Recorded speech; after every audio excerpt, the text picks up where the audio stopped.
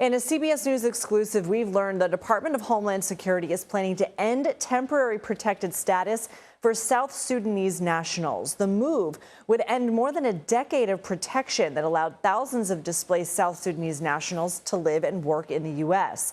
The announcement comes as the UN and other organizations warn that South Sudan could be slipping back into a state of open war. CBS News Homeland Security correspondent Nicole Sganga joins us now. So, Nicole, first break down how many people will be impacted by this? What could happen to them?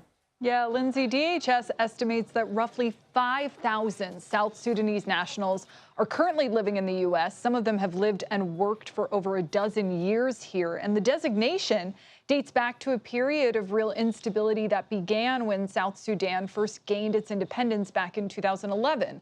Multiple presidential administrations since then have extended the TPS program.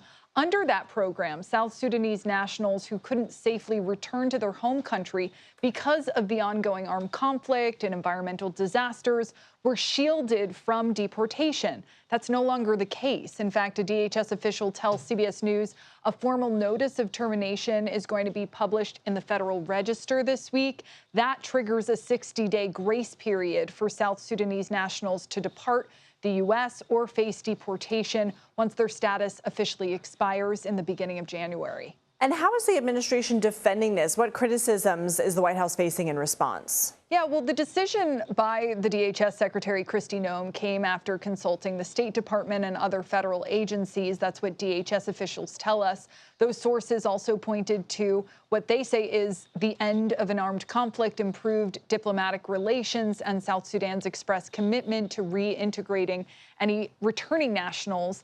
They also added that TPS designation for South Sudan would be contrary to U.S. interests, but the State Department maintains a level 4 do not travel advisory for the country, citing persistent armed conflict, crime, kidnapping, and according to the Council on Foreign Relations, armed clashes among government troops, opposition forces, and ethnic militias continue to claim lives over there and displace civilians. The UN's human rights chief warned as recently as September that the fragile truce in place could crumble. This also isn't the first controversial end of temporary protective status made by this administration.